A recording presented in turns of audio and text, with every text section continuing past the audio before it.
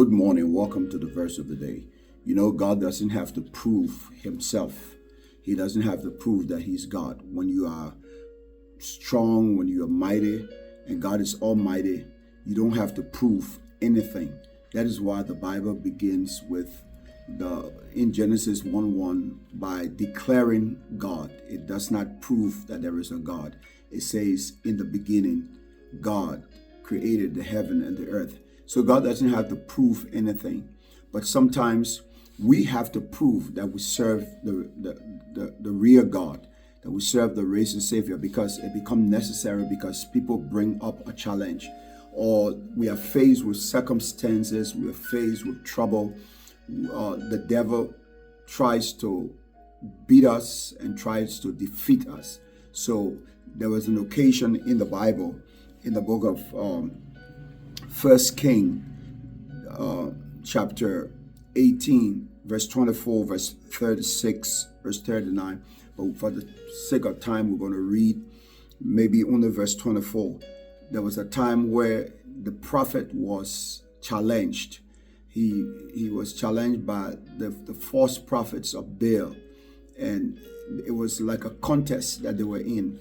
And prayer will authenticate who the real God is.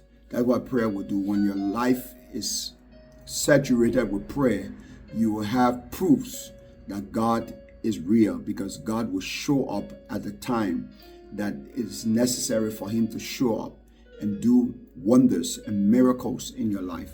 That is my prayer for you, that there will be an authentication of who the real God is. When you are being challenged by witches and wizards, when you are being challenged by the circumstances, when the things that come against you look so impossible, that God will show up because your life is saturated by prayer. So this is what the prophet said in 1 Kings chapter 18 and verse 24. And call on the name of your God, and I will call on the name of the Lord. And the God that answered by fire, let him be God. And the people answered and said, it is well spoken. So he said, call on the name of your God, and I will also call on the name of our God. In the time in which we live, we must learn how to call on the name of our God and expect an answer and see the miracles of God. Because people will not believe when you preach. People will not believe easily. You know, the preaching of the word is mighty and it convicts the heart. But you must even call on God before you preach. Your life must be saturated by prayer. Preaching should not be an intellectual thing that you do because you know how to have 3 points and a poem, and then you think that it's going to move people. It would take the power of God. I can remember a story that I even wrote in this book about a girl who was in our school, and she encountered one of the teachers who witnessed to her, and she said no, she's a Muslim, she's not going to turn to Jesus Christ. But she had a problem. She had a demonic problem. There was things appearing to her, and she could not understand her lessons.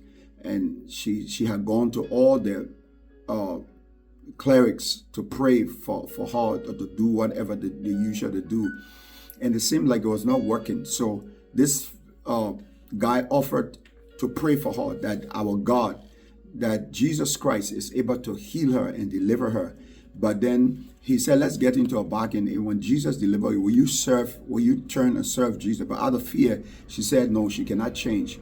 She just want to be healed. She just want to be delivered, but she cannot change, because it was out of fear that her father was going to come against her. So anyway, she came and we prayed for her, and she was delivered. It was so miraculous. I thought she was faking, but then I realized that the God that answered by fire, he is God. Not that I didn't believe God, but it was so miraculous, and she got delivered. And all the time that she remained in the school, she was delivered up to that time. But she said she could not, out of fear, she could not start coming to church, or she could not give her life to the Lord, because her father will scorn her and will put her out.